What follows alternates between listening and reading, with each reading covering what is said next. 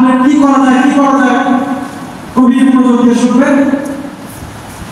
বাদশাহ আব্রাহা এবং ষড়যন্ত্র করল যে তিনি একটি কাবা নির্মাণ করবেন, নকল কাবা। তার সম্মানিত ভাইরা, বাদশাহ আব্রাহা কাবা শরীফকে টেক্কা দেওয়ার জন্য নকল কাবা তৈরি করলেন। তার শহরে নকল কাবা তৈরি করে মানুষের মাঝে ছড়িয়ে দিলেন যে এটাই হচ্ছে আসল কাবা। নাকি ওইটা নকল কাবা, এটা আসল কাবা? নাউজুবিল্লাহ বলে বলতেছে ওইটাই নকল কাবা, আমার আসল কাবা। তোমরা আসো, এই কাবা উদ্বোধনী অনুষ্ঠান হবে, তোমরা আসো, তোমরা নিয়ে আসো। প্রত্যেকটা এলাকায় দেখবেন তাবলীগ জনতা থাকে, একটু উশৃঙ্খল টাইপের কিছু জনতা থাকে। তো সেই জনতারা চিন্তা করলো যে না, সেখানে যাওয়া যায়, আমরা সেখানে যাব। আগের দিন রাত্রে সবাই মিলে বেশ কয়েকজন যুবক মিলে সেখানে গেল, গিয়ে সেই কাবার চত্বরে প্রবেশ করে, নকল কাবার চত্বরে প্রবেশ করে সবাই মিলে প্রাকৃতিক কাজ শেষ করেছে। 2 নম্বর কাজ হচ্ছে পায়খানা করে ফেলেছে। নকল কাবায় পুরো কাবার চত্বরে পুরো ভরে একদম পায়খানা করে ফেলেছে। পরের দিন সকালবেলা যখন উদ্বোধন করার জন্য সব মানুষ আসছে ফিতা কাটবে, ফিতা কাটার পরে সেখানে দরজা খোলা করে দেখে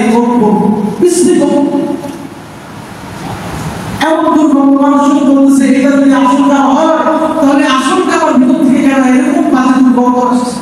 সেখান থেকে তো সুগ্রাম আসার কথা, কেন দুর্গন্ধ আসছে? সবাই দেখে গেল, এলাকার মানুষজন যারা এসেছে ফিতা কাটার জন্য বাহির থেকে বিক্ষুব্ধ জনতা খেপে গেল। এবার বাদশাহ আব্রাহা সেখান থেকে স্বর্ণের অলংকার বিভিন্ন দামি জিনিস সরিয়ে সকলকে বলল, আজকের মতো এখানে স্থগিত করা হলো, আপনারা সবাই চলে যান, এটা পরে সময় জানিয়ে দেওয়া হবে।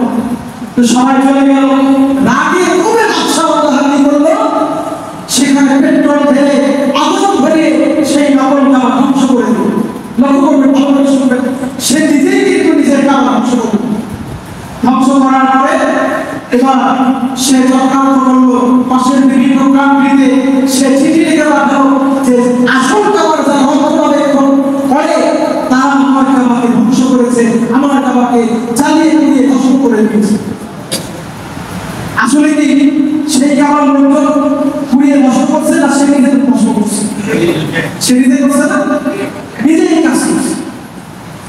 দেখবেন আমাদেরও এরকম অনেক শাসক আছে যারা নিজেরাই হত্যা করে, নিজেরাই মানুষকে হত্যা করে, নিজেরাই ধর্ষণ করে, নিজেরাই চুরি করে, নিজেরাই ডাকাতি করে, আর দোষ চাপায় দেয় হচ্ছে নিরপরাধ মানুষদের। ঠিক না?